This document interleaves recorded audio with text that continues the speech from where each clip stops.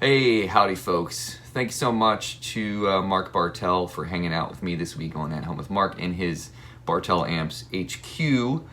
I just wanted to pop this video up there. It's a cool little walkthrough of Bartel Amps headquarters and just like some little quirky stuff that Mark wanted to show post-interview. So, enjoy.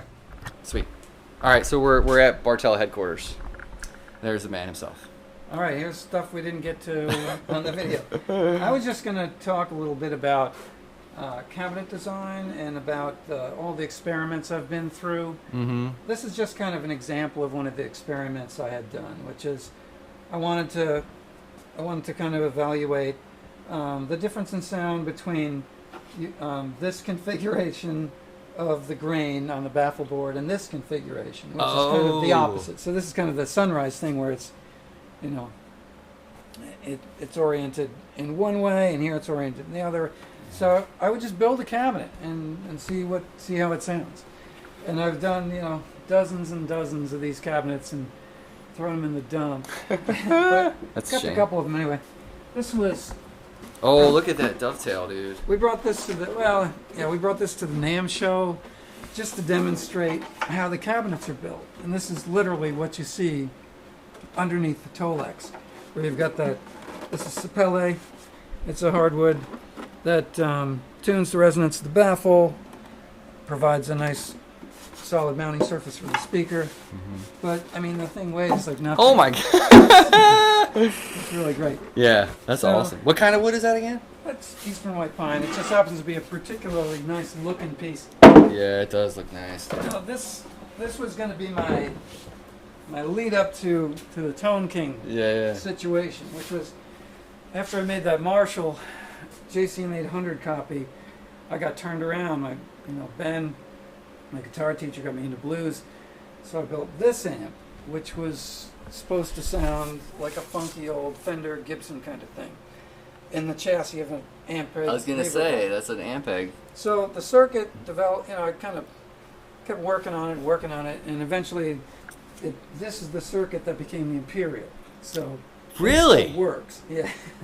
Dang, So this dude. is where that came from.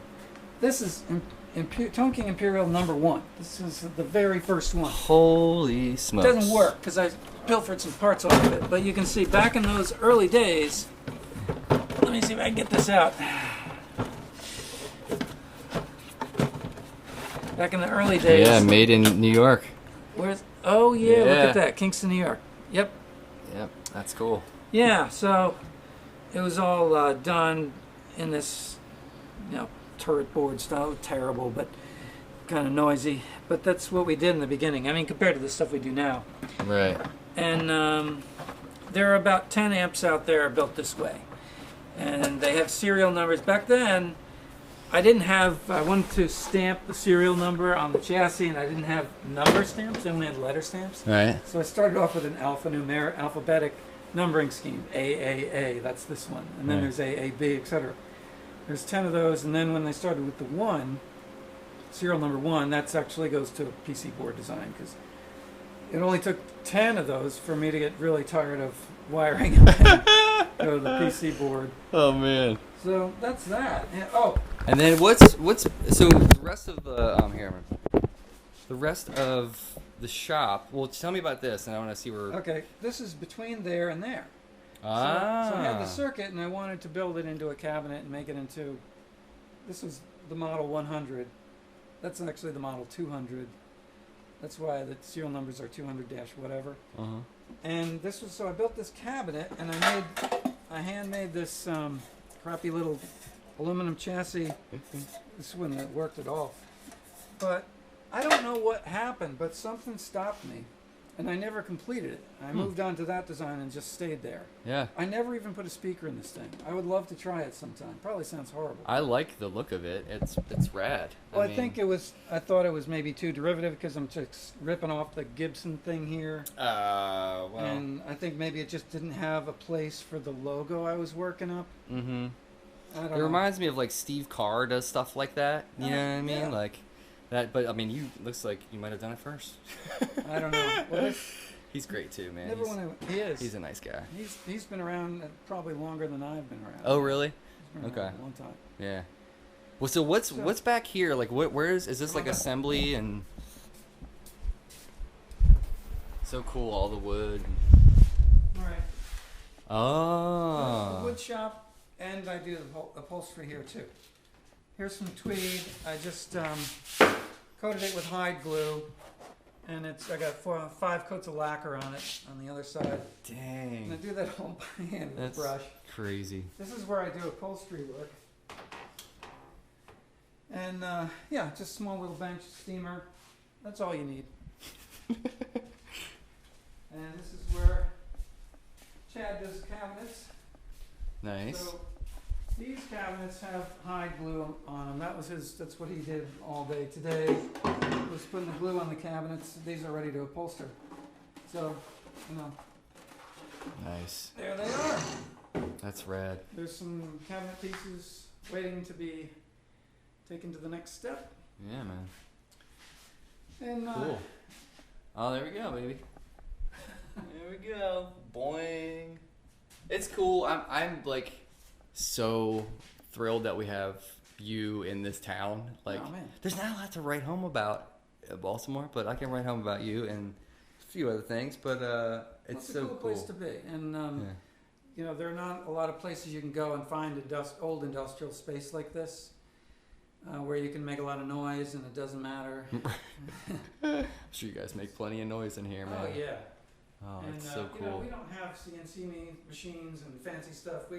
This is really an old-timey craft shop kind of thing. Right. I mean, basically, a long time ago, I saw this Netflix on the Steinway factory. Did you ever see that? No. Where they toured through the factory and showed how they make their pianos. It takes, I don't know, a year or something. Wow.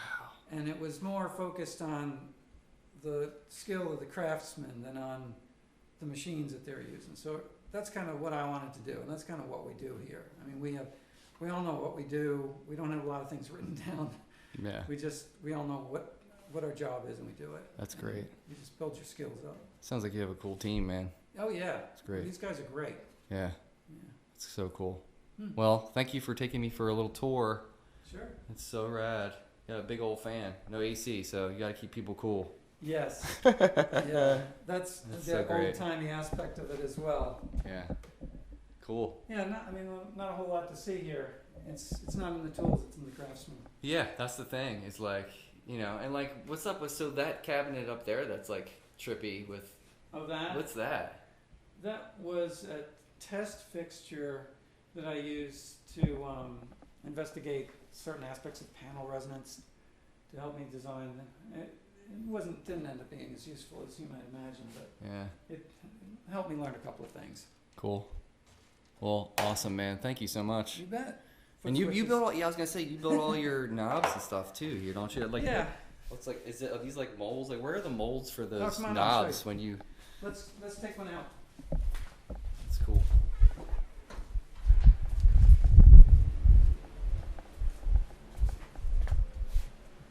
All right. Oh, yeah. Let me see. Where's a good one?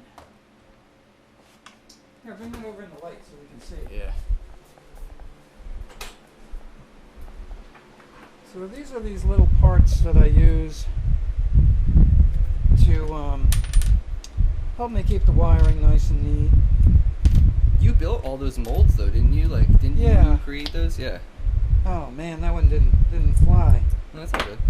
Well, I'll show you this bad one, then I'll show you a good one. See, what happened was, in this heat, Mm-hmm.